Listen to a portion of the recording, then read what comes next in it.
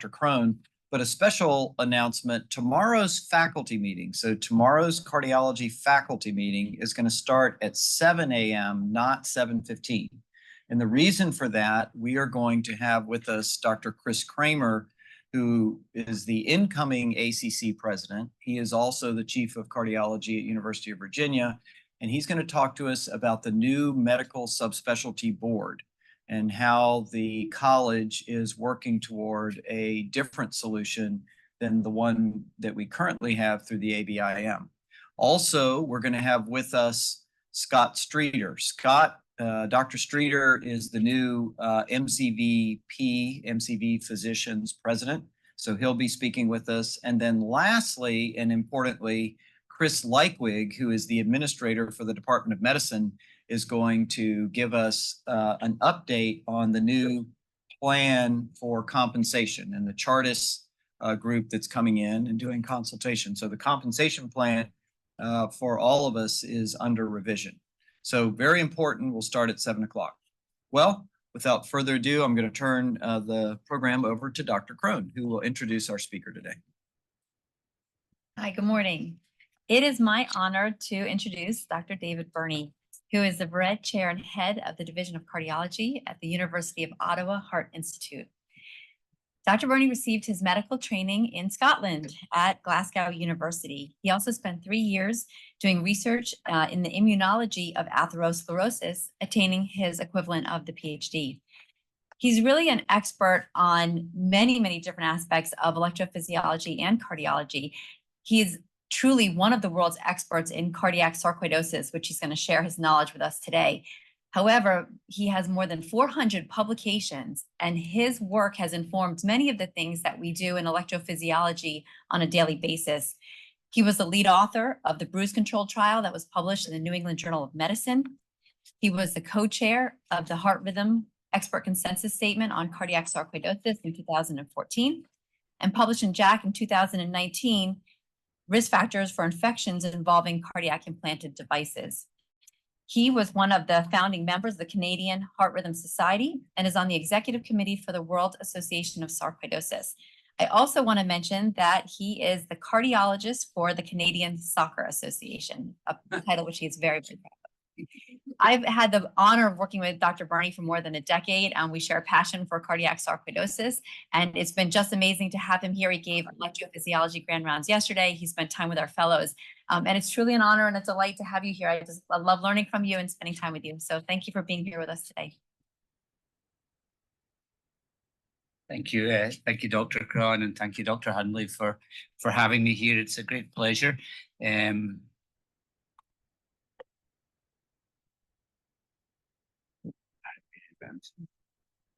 we go. So these are my disclosures. All of the cases in the lecture are my patients, but the images have been changed for fun, and the people in the images do not have sarcoidosis. The second disclaimer is this. This is my first ever time in Virginia, and I'm very happy to be here because growing up in Scotland in the 70s and the 80s, you know, there was no globalization. So in those days, we only knew 3 things about America. We knew about John Wayne in Hollywood.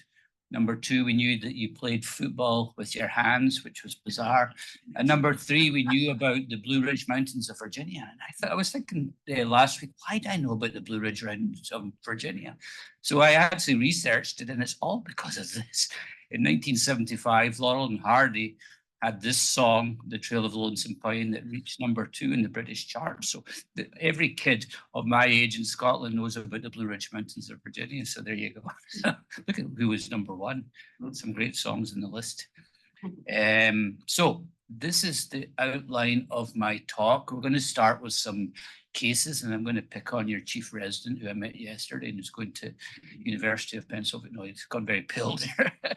Then a little bit about the background of sarcoidosis, how we diagnose sarcoidosis, a little bit about some of the data to suggest that we're underdiagnosing cardiac sarcoidosis, the treatment, the prognosis of cardiac sarcoidosis. I'm going to speak to you for 5 minutes on my thoughts on this concept of isolated cardiac sarcoidosis. And then a few minutes on some of the research that we're doing with Jordana and others, and then back to the cases. So this is my first ever patient with sarcoidosis. It wasn't Alicia, but it was a lawyer. And this was in 2004, and I'd been on staff for 2 years.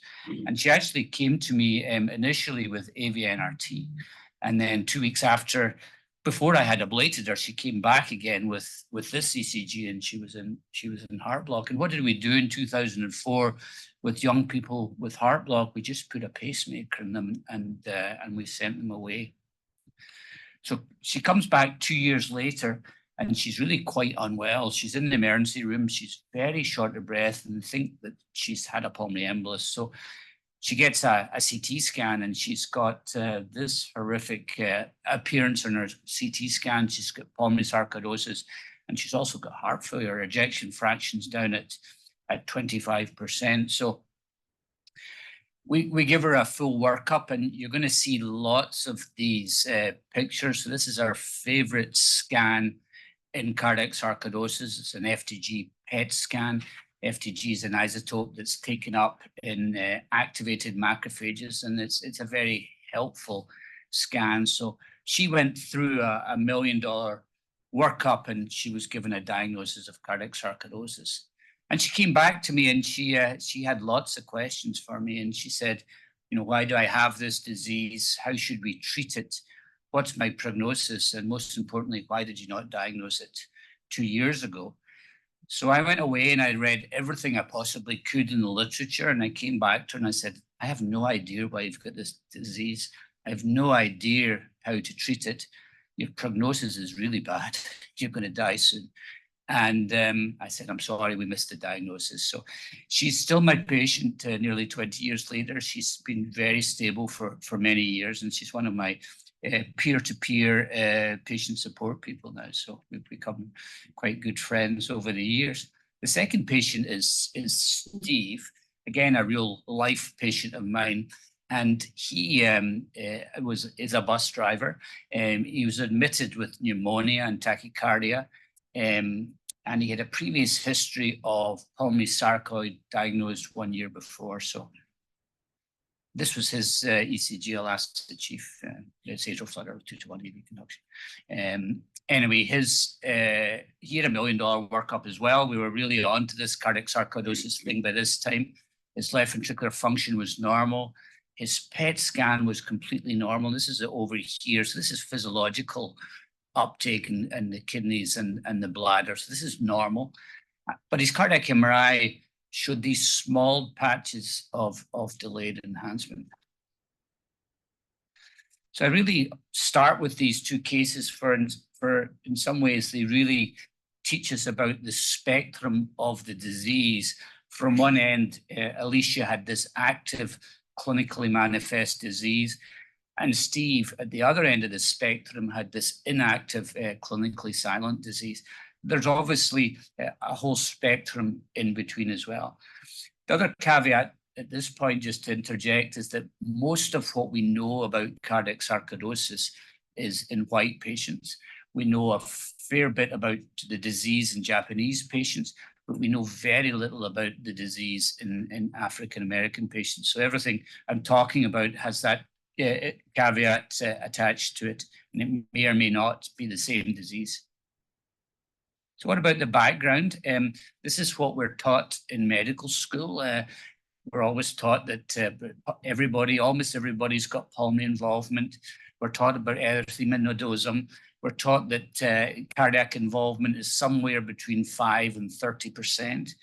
And the reason it's between 5 and 30%, and it all depends on what your numerators and your denominator is. So I'm not sure that these figures are particularly accurate, but we say that 5% may have clinically manifest disease, and the 15 to 30% may have clinically silent disease. And the 15 to 30% comes from CMR studies, but it also comes from autopsy studies. When patients with pulmonary sarcoid die and you look at their hearts, they can have little patches of scar and granulomas. So how do we diagnose cardiac sarcoidosis?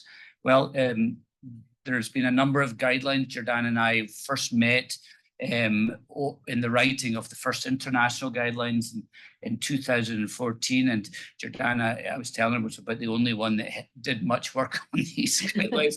And I was so grateful for her help with them, and we became friends after that. But this is what we came up with in 2014. We said that there really was two pathways to diagnosis of cardiac sarcoidosis. Either you could have an endocardial, an EMB that was positive, or secondly, you could have clinical features that were suggestive, and you had to have a biopsy somewhere else that showed that you have sarcoidosis. So whether that was in a regional lymph node, somewhere else. But actually now 10 years later, just started the process of updating these guidelines. It's going to be interesting. This will probably change a bit. So next I wanted to show you some data to say that, you know, although this is classified as a rare disease, it's in certain situations, it's not nearly as rare as we think. And the first situation is idiopathic heart block in younger patients. So this was first shown by the Helsinki group in Finland. And again, to come back to the phenotype of disease that we see in white patients, is a very consistent phenotype. So the Scandinavians are seeing the same phenotype as we're seeing in Canada. So what they did with this particular study is they looked at everybody who came into their CCU with complete heart block under the age of 55, no reason for that complete heart block. And they did a very comprehensive workup of these patients, and they found that a quarter of them had undiagnosed cardiac sarcoidosis. And if you can see from the Kaplan-Meier curve why it was so important to make a diagnosis, because the patients in follow-up with the cardiac sarcoidosis did much worse than the patients who had truly idiopathic heart block. So we were working on this idea at the same time as the Finnish group, but they got to press before us. But we published just shortly afterwards. We defined young as less than 60, and that obviously that number changes as you get older. But we included everybody aged less than 60. We did a comprehensive work, and we found that a third of these patients had underlying cardiac sarcoidosis. And again, we found the same thing in follow-up, that bad things happened to the cardiac sarcoidosis patients, and the patients with truly idiopathic heart block had a relatively benign prognosis. The second group of patients to look out for cardiac sarcoidosis are patients presenting with idiopathic VT. And by idiopathic VT, we don't mean right ventricular outflow tract VT. We don't mean Bell-Hassen's VT. We mean really, really idiopathic VT, not non-ischemic cardiomyopathy, blah, blah, blah. And what we did in this paper is we took everybody coming into our institution with VT over a 2-year period. We excluded everybody where we could explain the VT, and we came down to 14 patients who had truly idiopathic VT. We aggressively investigated them, and we found that 4 out of 14 had undiagnosed cardiac sarcoidosis.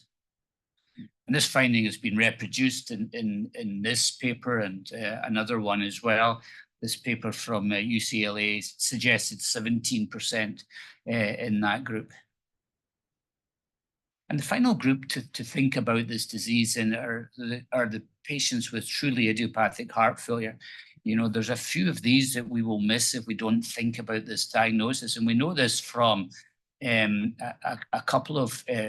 few papers now. This is one where they looked at LVAD core biopsies. Now, you know, it's amazing the chunk of tissue they take out when they put an LVAD in. So they looked at this and they found granulomas in about 6 out of 177 patients.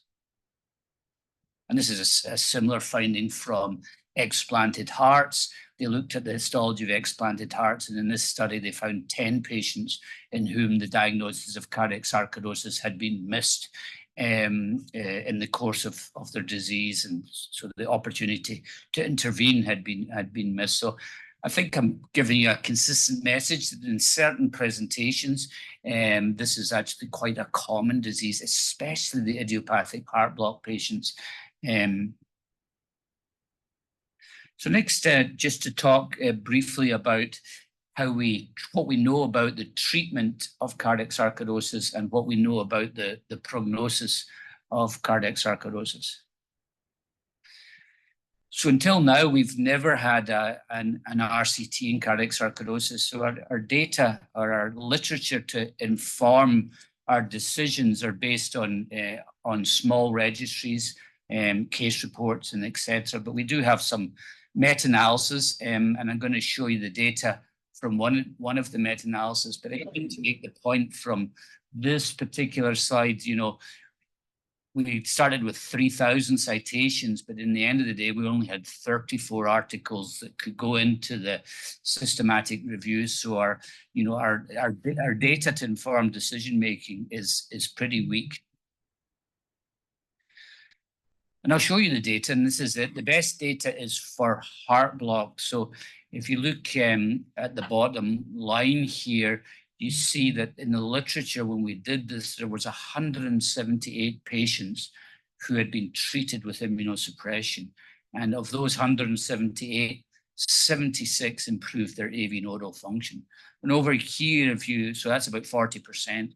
Over here, there was 21 patients who weren't treated in the literature, and none of them improved their AV nodal function. So lots of caveats to this type of data, but you know, I think it's most of our experience that you can get, you know, maybe 40% recover their AV nodal function. These are the data on left ventricular function, and this is always a big debate in our literature. If you treat cardiac sarcoidosis, can you improve their ventricular function? So I'm going to show you this data in 3 slides. The data stratified by whether their function was, what their LV function was like at baseline. So over here, we have patients who were treated with immunosuppression. And over here, there's only 13 patients in the literature who are not treated with immunosuppression. So with all of that caveat and the quality of the data, the message from this seems to be that in these patients, you preserve ejection fraction if you treat them early with immunosuppression, and if you don't treat them early with immunosuppression, their ejection fraction deteriorates. And that makes clinical sense, and anecdotally, I think that's probably true. The next group of patients are patients who start off with mild to moderate LV dysfunction. And again, I think the message is fairly similar here, that in general, you preserve their ejection fraction if you treat them with immunosuppression. And if you don't treat them with immunosuppression, you see a deterioration in ejection fraction. And these are the patients who start off with severe LV dysfunction. And the message seems to be here again is that you preserve ejection fraction and you don't improve ejection fraction. There is this outlier here with 7 patients with their ejection fractions improved. And it's very difficult to get the true answer here because, you know, what happens to these patients when they come in with severe heart failure? We treat them, but we also give them CRT, we also give them beta blockers, we also give them Entresto, and it's very hard to, and we may never know exactly the relative components of treatment and what gives them benefit. What happens to arrhythmia burden with immunosuppression is also very controversial. Medical dogma for years has told us or taught us that we should be treating arrhythmias with steroids and the arrhythmias get better. But if you actually look in detail at the data, there's really very little data to support that concept. And I was showing the EP group yesterday that there's actually data, and we just published this from our group, to suggest that steroids may actually increase arrhythmia burden. And, you know, physiologically, there's an explanation for that.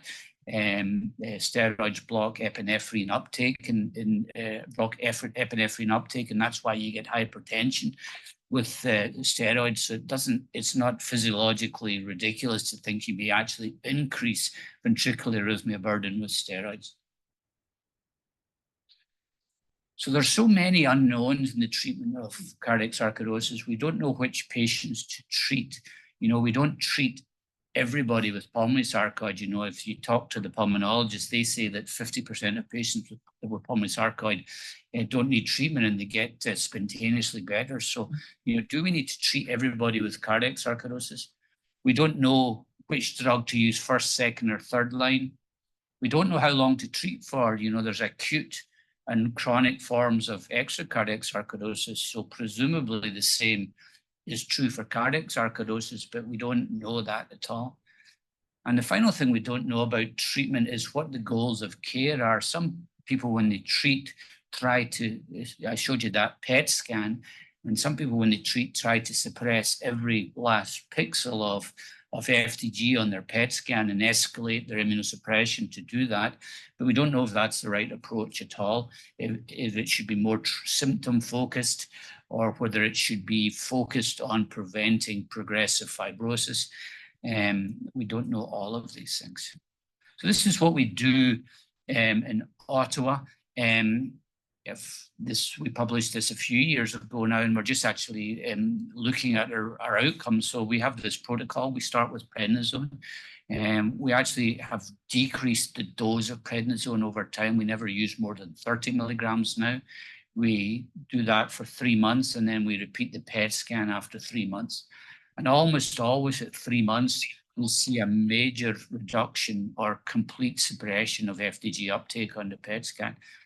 I always teach that if we don't see a change in the FDG uptake on the PET scan, we always have to rethink the diagnosis and think, have we got the diagnosis wrong? Because steroids are really very effective in this disease.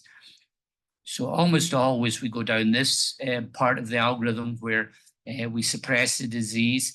We then continue suppression for steroids for a year, gradually taper off, and then stop them completely if they've been stable. And 3 months after stopping treatment, we look for disease relapse. And many times the disease relapses and we have to go on to second line therapy. But the images you get from PET scan, and this is why nuclear medicine and nuclear cardiologists just love sarcoidosis almost as much as Jordana and I, is you get these spectacular images where the heart looks absolutely on fire here. And then 3 months later, you show the patient these images, and it's often a remarkable difference. So next, a little bit about the prognosis of cardiac sarcoidosis. And the good news is that I was able to tell Alicia in the last few years that I think she knew this by now. She was still alive 15 years later. So I think she knew her prognosis was better than I first told her. But we're now seeing a lot of data coming out to say that the prognosis from cardiac sarcoidosis has been transformed over the last 20 years. And this is the finished data. This suggests the 10-year survival is over 90% now. And that's for 3 reasons. I firmly believe that we're diagnosing the disease earlier. Number 1. Number 2, I think it's the careful use of ICDs is very, very important. I think we're using them too little in some patients and too often in other patient groups. And the third thing is just modern heart failure therapy, CRT, and so on.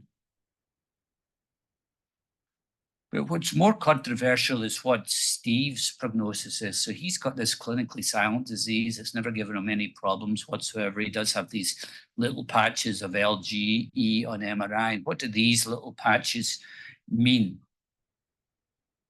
And when our field got very worried when this paper was published. So this was a single center study where they took 86 patients primarily with pulmonary sarcoid. They'd never had any cardiac problems at all, no cardiac manifestations, and then did LGE they did MRI on everybody, and they found that there was LGE in 26% of these patients. And then they followed them up, and 5 of the bad things happened to the patients with the LGE, and the patients without the LGE had a much better prognosis. But then a few months later, this paper came out. That's a few years later, this paper came out showing exactly the opposite, that if you take a very similar population, you do your MRI, you see the LG, but it doesn't mean anything, and these patients live forever. But I think the problem is probably this, is that, you know, LG is not a, we're at the moment considering it as a categorical variable, whereas, you know, it's a continuous variable. You know, does this patient with a little patch have the same prognosis as this patient with extensive LGE? And we're starting to see some papers coming out, you know, looking at this. This paper suggested that the cutoff was 20% of LG. And if you have 19%, you're immortal. If you have 20%, you're doomed.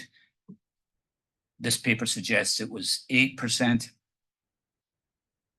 But our data is not nearly as mature as the HOCM data, and maybe one day we'll have enough data that we can do something like this, which is what they've done in the HOCM literature, which suggests that there's a clear dose-response relationship between the amount of LGE and your risk of sudden death.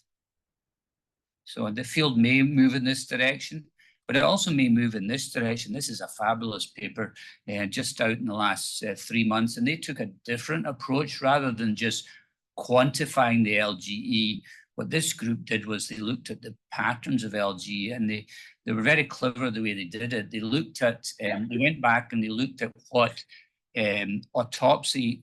autopsies of patients with clinically manifest CS looked like, and the patches of scar in the autopsies. And they then went forward to their MRIs and tried to match their MRIs with the autopsy specimens. And they stratified it into 2 main groups: patients who had pathology frequent, meaning LGE patterns that were similar to what you find in autopsy, and patients who had pathology rare, so the patterns of LG that didn't look anything like autopsy findings. And they then looked at what happened to these patients, and really the results are absolutely stunning.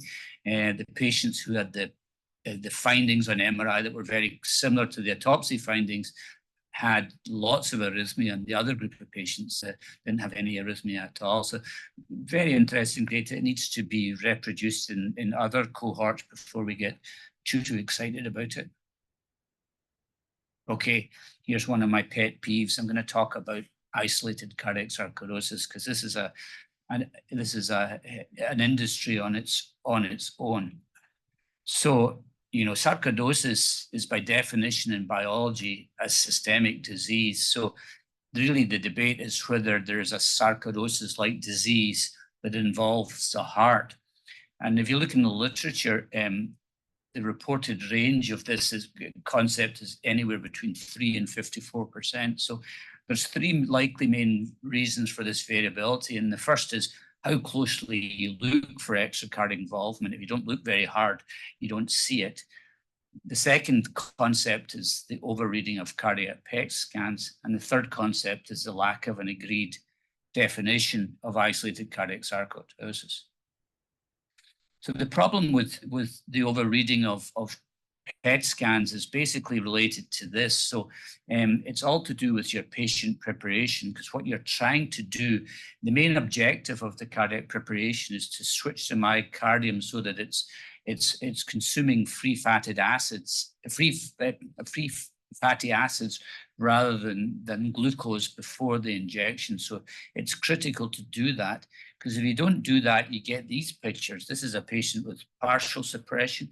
Looks like the heart's on fire, but this is just an imaging artifact. So that's the first problem. The second problem is the lack of an agreed definition. So what we did was we took a definition of isolated cardiac sarcoidosis being that they had no FDG uptake anywhere else on a whole body PET scan. So basically, if you see these scans at the same time as they're scanning the heart, they can also scan the rest of the body to look to see whether there's any FDG uptake in the lungs, in the liver, the spleen, the lymph nodes.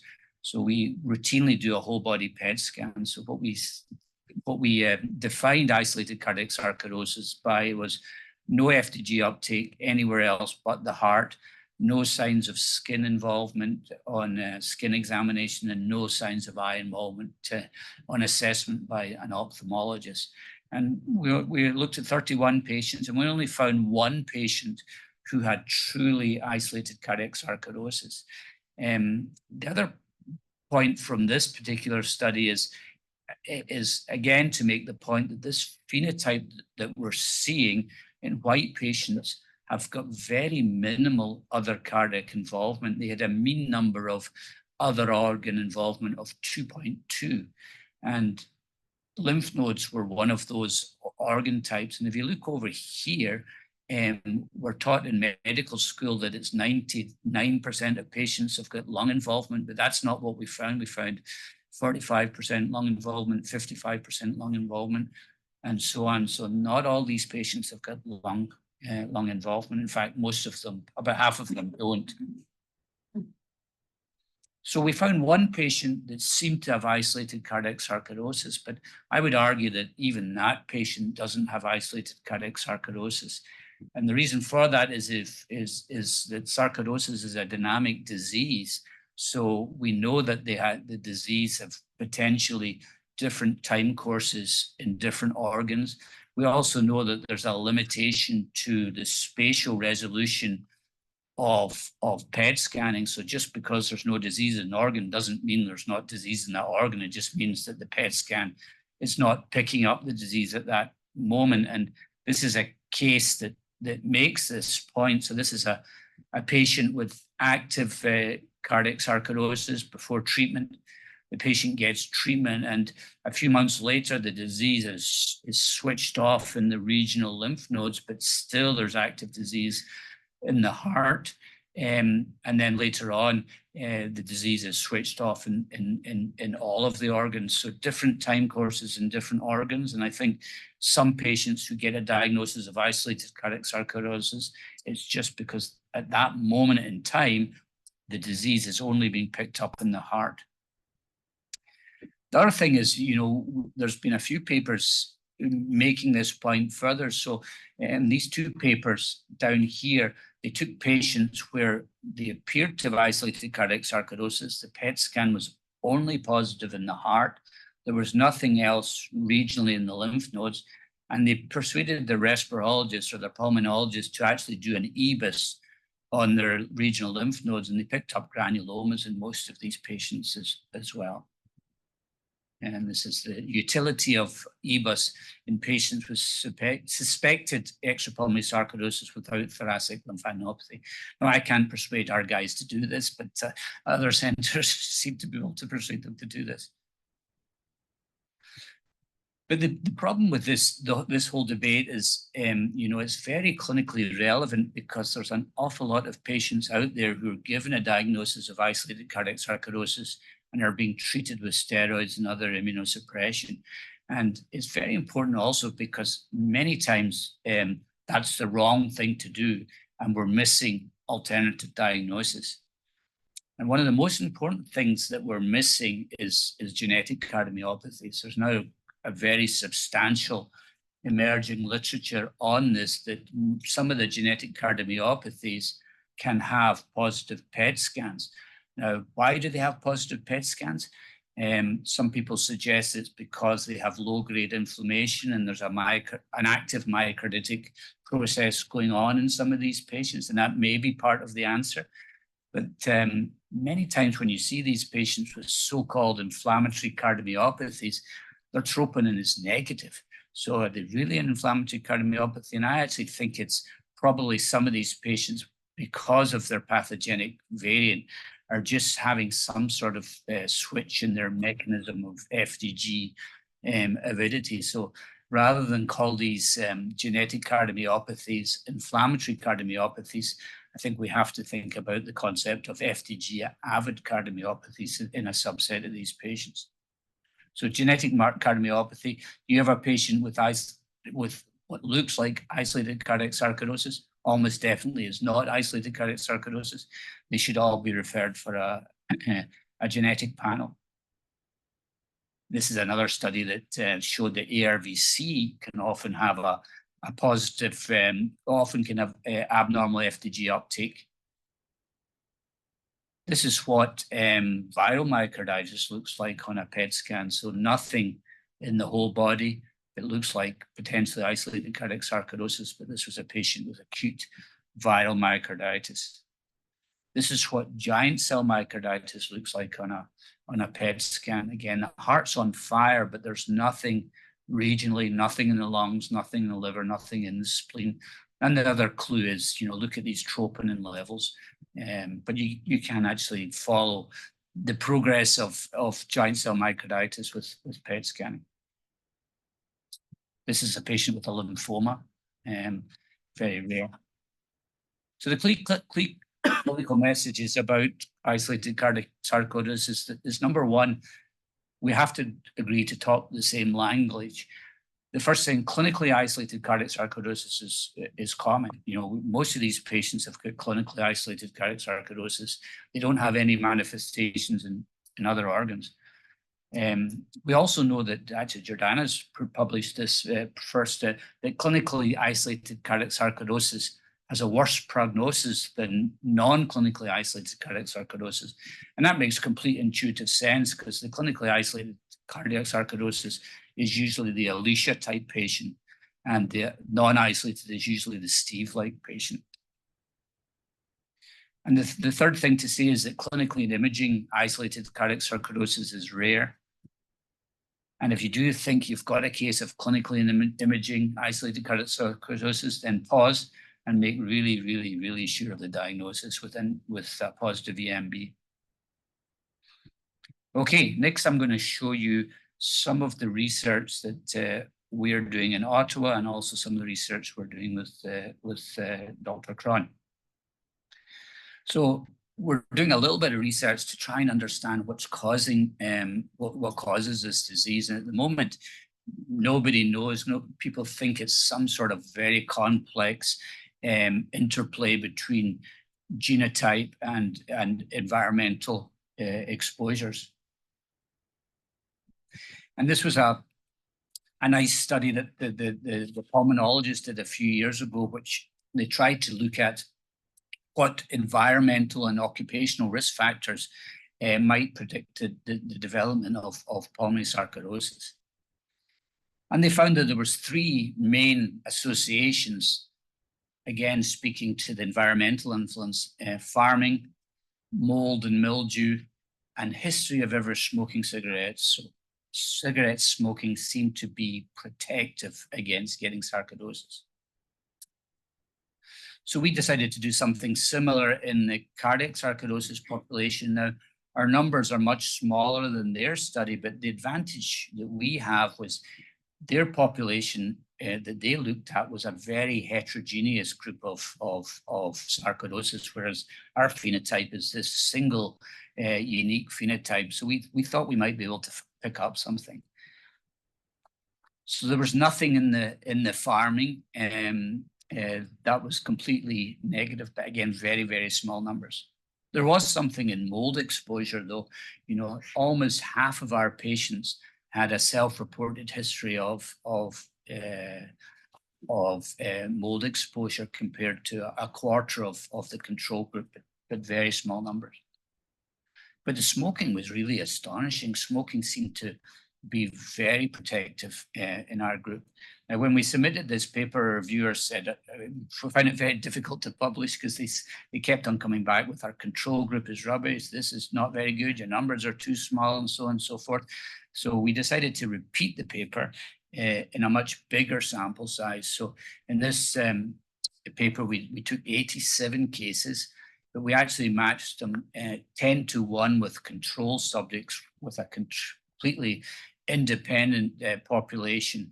So this is the Ontario Health Survey, which is actually a big cancer population study, but they'll give you the data if you give them some money. So we gave them some money and we matched 870 of their patients, and we matched them in multiple things. We matched them on age, gender, comorbidity. We also matched them on zip code, which is a way of trying to match them for social class. It's not perfect, but it's the best that we could do. But again, the results were just astonishing. History, 82 cases, 820 controls.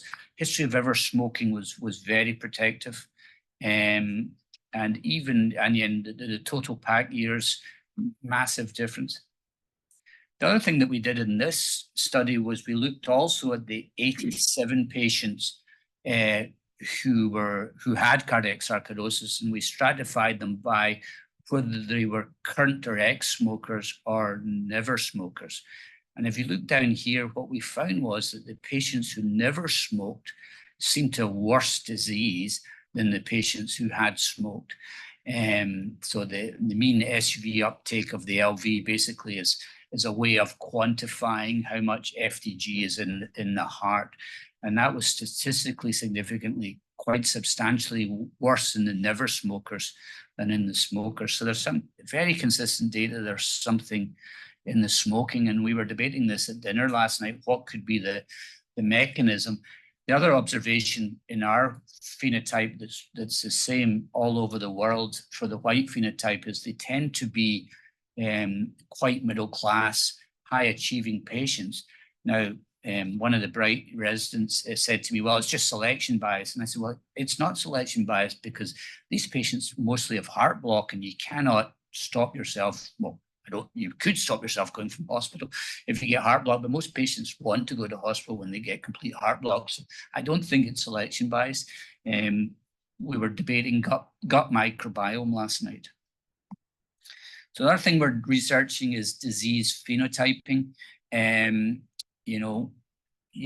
starting to make some progress. We know about clinically silent disease. We know about clinically manifest disease. What we really want to know is which patients are rapid fibrosers and which patients are minimal fibrosers. Maybe we could treat these patients and not have to treat these patients.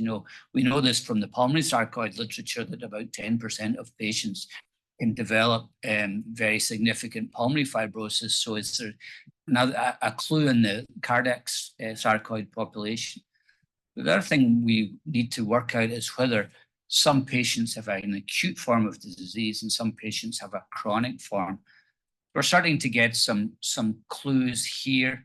This is the first clue that we've got. So we are starting to report the findings from our algorithm. So this is the first 21 patients that went through our algorithm. They all had prednisone for 3 months. 19 of them responded fully to prednisone. We then stopped the prednisone after a year of therapy, and 12 out of the 19 patients relapsed, but 7 out of 19 didn't relapse. So, you could argue that, well, what's the point in finding 7 patients that didn't relapse? 12 did relapse, but there was no harm came for during the trial of treatment cessation. There was nothing bad happened to these patients, and these 7 patients have now avoided long-term therapy for sarcoidosis, and they've done well in follow-up. And this just shows you an image from the paper. This is actually the wrong way around here, but this is a non-relapser, and this is obviously a relapser before treatment, after treatment, and then relapse, before treatment, after treatment, and no relapse. We've actually taken this a stage further. So the patients who relapse go on to a combination or prednisone and methotrexate. We give them 3 years of methotrexate, and the first 10 patients are now through this 3 years of methotrexate. We've stopped the methotrexate. 1 out of the 10 have relapsed, and 9 out of 10 have maintained remission. So there does seem to be a way of working out which patients need chronic therapy and which patients maybe only need 3 or 4 years of therapy. The final thing that we're trying to do is improve treatment, and we have this clinical trial going that's been going forever.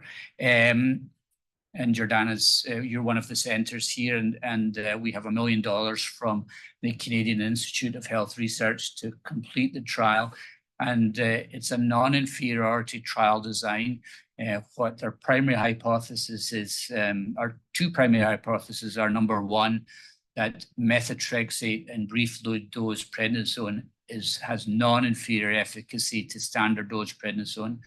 And our second hypothesis is that The experimental arm will result in significantly better quality of life than standard dose prednisone. It's open label randomized study, but it's got fully blinded endpoint analysis. We're only taking patients in the trial who are treatment naive and have the extreme form of the disease. So it's only Steve-like patients, active cardiac sarcoidosis, clinical manifestations, mostly complete heart block. And they're treated for 6 months. And the primary endpoint is actually a nuclear imaging score on perfusion scanning. So a nuclear imaging assessment of scar quantity. And we debated doing MRI, but all the problem with patients with devices, not impossible, but a barrier. And our sample size is 192, and we're up to 99 patients, and we hope to finish the trial in another 2 years. We also have this large registry, and I don't know if Dr. Ellenbogen is on today, but he was giving me a telling off yesterday. Stop publishing papers with only 30 patients in them. You and Jordana have to do better. And so we do have this large registry of what we've been collecting, and we are about to start publishing. We've put 640 patients in it, Dr. Ellenbogen. So just in the last few minutes, back to our cases. So how did we manage these 2 patients? So Alicia was pacemaker dependent, so we changed her to a CRT defibrillator. Ejection fraction stabilized. She had 1 year of steroids. Her PET was negative during treatment and also after treatment. And so she's had a complete remission for 15 years. And she's had no disease relapse. And she's been very, very stable with an ejection fraction of 30% for many years. Steve, we took him to the EP lab and ablated his atrial flutter. We measured his HV interval. We did an EP study to see if he had any inducible VT, and he didn't.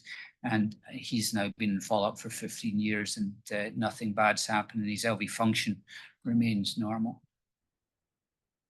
So just to conclude, I would argue that perhaps we're underdiagnosing cardiac sarcoidosis. Important to look, especially in the young complete heart block patients.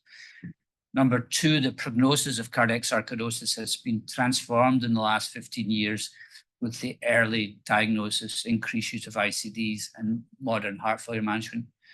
But there's still so much to learn. We don't know if all patients need treated. We don't know the best treatment.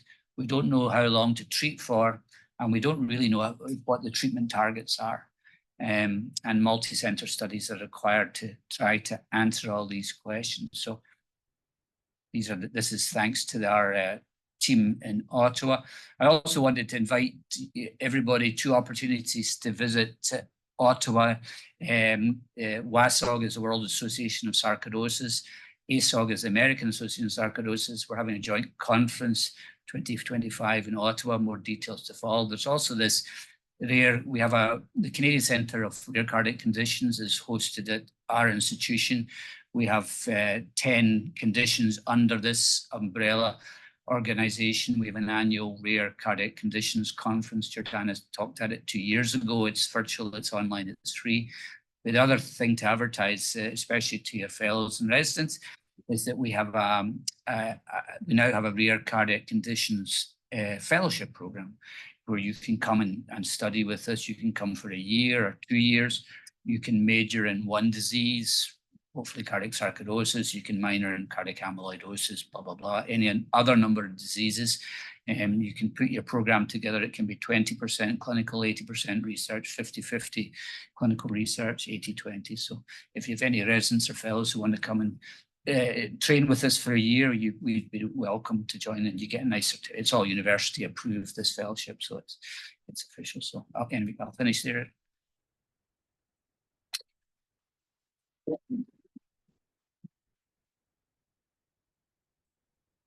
Thank you so much. So that was amazing tour of cardiac sarcoidosis. Join me. So please post any questions in the chat. And so send out those on over. But I have a few questions. I think one question I have, we have in the inner city population, we have a fair number of African-American patients, probably more than 50% of our clinical patients are African-American. We do have a big, catchment area of people that will travel to see us. With research, we think because it's fairly rare, we want to pool our resources, get more patients by joining our forces together. But then you get more of this heterogeneity. And as we said, these might actually be different diseases. So how do we do that with research, making sure that when we finish the CHASM trial, for example, that our results are helpful to all of our different patients? Yeah, no, it is a great question, Jordana, and we just have to do our best and deeply phenotype these patients as deeply as we possibly can, and race is going to be a key component in the phenotyping. But this first trial is going to be done in 2.5 years, hopefully, and we need to brainstorm the next trial and whether or not we actually stratify them by race up front, or whether we actually define a certain number of patients have to be included in the trial of different races. But it's a very important question, and we just need to encourage people even to publish observational data on other races, especially African Americans. Great, thank you. And so one question is coming. I won't call out all the people asking questions, but Dr. Syed is our sarcoid rheumatologist in the sarcoid clinic and co-founder of the clinic. And she asks, in your patients on immunosuppressants, do you ever taper medications? And if so, have you had much success? Yeah, no, I always taper medications, and we have had some success. So we always go through the protocol of repeating the PET scan 3 to 6 months after treatment's been started. If the disease is suppressed and the patient's clinically stable, we always do a trial of tapering, and we've had substantial success. About a third of patients can come off steroids and never have to go back on them after a year. After 3 years of methotrexate, again, it's very early data. We need to get more data, but we're finding after 3 years of methotrexate, patients are off and don't seem to relapse after 3 years of methotrexate. So I think there's lots of potential, but there's also obviously going to be a group of patients who have to be on lifelong immunosuppression, I suspect. Another question that comes up a lot is device choice. So I think it's pretty clear from data. We didn't go into all the ICD data. We talked about a lot yesterday in the EP conference, is that when you put a device in these patients, a defibrillator is the right choice. That pacemaker is almost, if they have a pacing indication, a defibrillator is the right choice regardless of the ejection fraction. But what about CRT? What is it? I know there's not a lot of data to drive this, but what is your clinical practice for CRT? What further research do we need in this realm to help us make the right device choice? We do a lot of upgrades and change outs in these patients because a lot of times the first device isn't always the right device or things change. Yeah, no, it's another great question. My practice has gone back and forth, but we have to prove this, but I think we are going to prove this. That I think pacing-induced cardiomyopathy is actually probably quite common in this population. So if you don't think the AV node is going to recover, you have a substantial risk of pacing-induced cardiomyopathy. So I'm more and more just using CRT up front because the risk is substantial. And the problem with the upgrades is you're then upgrading the patient while they're on immunosuppression. And, we always worry, every upgrade we do, we worry about infection so much. And, a patient who's on active immunosuppression gets an infection, it could be a real mess. Any questions here? Yes, Dr. Hundley. Dr. Birnie, great discussion. On the MRI issue related to the prognosis of the late enhancement, one, it might be different in the acute setting versus the chronic setting. Number two, have you looked at that slide that you showed where you had a fair amount of late enhancement and then a patient that didn't have so much? The location, I think, might also be important if it involves the interventricular septum, because if we look at patients with ischemic heart disease, non-ischemic heart disease, dilated cardiomyopathies, hypertrophic cardiomyopathies, myocarditis, it's the involvement of that interventricular septum. I don't know if that question's been answered, but if it hasn't, there's a large registry sort of promoted by the Society for Cardiovascular Magnetic Resonance. It's international, and it has I think it's got over 100,000 studies in it, but my guess is there's a fair number of patients with cardiac sarcoid in there. And one could look and it also tracks outcomes. Yeah. And you might be able to answer a question like that with a, kind of a large study population. Just a thought. Yeah, that's a great idea. I'd love to do that. But to answer your question, I think you're 100% right. I think that the pattern's probably going to be the key, and I think that Chetan Shenoy is the first one to suggest that the pattern's more obvious. And I think once this all comes out in the wash, we're going to realize, some patients with cardiac sarcoidosis, the hot patients, the clinically manifest patients, their rates of VT, I think, are probably higher than any other population in cardiology. I don't know. They just, in our registry, the 650 patient one, it's more than 50% of the patients will have VT within 2 years. It's a very highly arrhythmogenic population. At the other end of the spectrum is the Steve-like patients who I think who don't have active disease of small patches. I think it'll come out in the wash that that's a relatively benign finding. If I can just add to that, there's been some data showing that right ventricular involvement of LGE is also very pro-arrhythmic, and I think that's something else that's going to influence, who gets devices and that kind of thing. It's another question here. I have a patient with severe pulmonary sarcoid and negative cardiac scanning. How often is the heart a bystander due to secondary effects from pulmonary disease?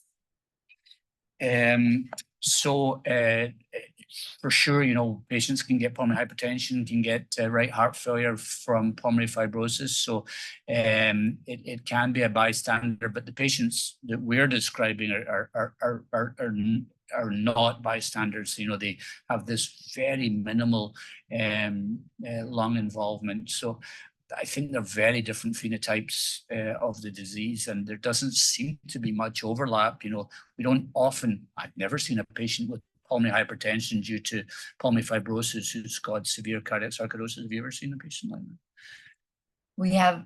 You're right to say, we have a lot of very severe pulmonary sarcoid patients who have very minimal cardiac. So you're right to say, they tend to either have pulmonary driving their treatments or cardiac. Yeah.